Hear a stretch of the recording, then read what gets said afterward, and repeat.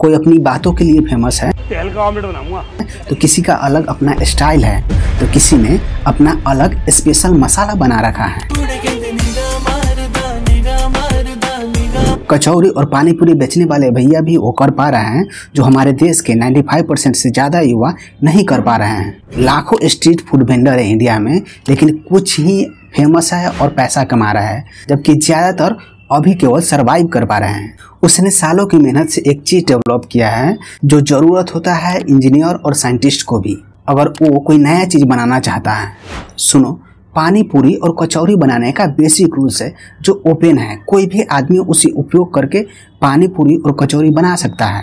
ठीक उसी प्रकार फाइटर प्लेन बनाने का भी बेसिक कुछ रूल्स है जिसका उपयोग करके आप या कोई भी कंट्री फाइटर प्लेन बना सकता है, जैसे कि एरोडायनेमिक के समझ, इंजन के समझ और विंग्स कैसे काम करता है। लेकिन कोई भी उसको फॉलो करके F-35 जैसे फाइटर प्लेन नहीं बना सकता है और ना ही उसके जैसा इंजन बना सकता है। इंडिया पिछले 30 साल से एक फाइटर प्लेन और उसका इंजन बनाने की कोशिश कर रहा है, फिर भी अभी तक एक इंजन भी नहीं बना पाया है। तो कारण क्या है कि कोई स्ट्रीट फूड वेंडर पूरा दुनिया में फेमस है और कुछ केवल सरवाइव कर रहा है। तो कोई कंट्री F-35 जैसे फाइटर प्लेन बना रखा है तो कोई अभी तक इंजन भी नहीं बना पाया है। ये सारी चीज़ें अचीव करने के लिए ज़रूरी है expertise, extra ease, street food के मामले में एक्स्ट्रा स्टाइल या मसाला या उसकी बातों में दम, जो आती है एक्सपेरिमेंट से और रिसर्च से और बार बार फेल्योर होने से, जिसका एक कॉस्ट होता है समय का और रिसोर्सेज का, जिसको 95% से ज़्यादा यंगस्टर नहीं दे पा रहे हैं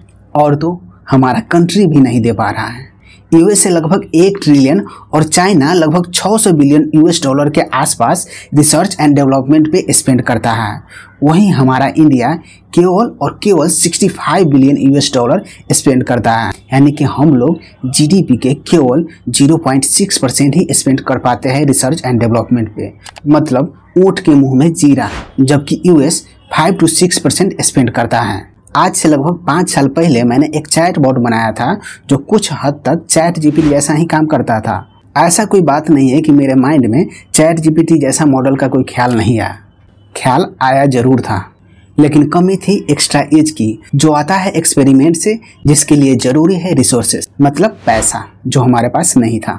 रही बात एक्सपर्टीज का, वो डिसाइड होता है प्रायोरिटी से। अगर आपका प्रायोरिटी यूपीएससी क्लियर करना है तो आप इंडिया के बारे में समझेंगे। इंडिया के बारे में समझना है तो आप मेरे को फॉलो करके भी समझ सकते हैं, ना कि आप यूट्यूब के बारे में समझने लगेंगे। अगर आपका सबसे पहला प्रायोरिटी पैसा कमाना है तो आप उसके लिए स्किल्स गेन करेंगे, ना कि रिसर्च एंड डेवलपमेंट करने बैठ जाएंगे। अगर रिसर्च एंड डेवलपमेंट कर भी रहे हैं तो उसके लिए काफ़ी लंबा समय चाहिए उससे पैसा अर्न करने के लिए। ठीक उसी प्रकार इंडियन गवर्नमेंट का प्रायोरिटी गरीबी दूर करना है, ना कि रिसर्च एंड डेवलपमेंट में स्पेंड करना है। फिर भी काफ़ी कम है यार। We are spending only 0.6% of GDP on research and development. Improvement तो होनी चाहिए, कम से कम अपने GDP की 1% तो स्पेंड करनी ही चाहिए, क्योंकि हम लोग जापानीज और जर्मन नहीं है, जो हमारे कल्चर में ही रिसर्च और एक्सपेरिमेंट है। हाँ, हमारा पास्ट रहा है रिसर्च का, वो भी आध्यात्मिक क्षेत्र में, जो अब समाप्त होने की कगार पे है। तो भाई बैठने से काम नहीं चलेगा, चलो उठो और अपना एक्स्ट्रा एज ढूंढो। Just be a Hustler.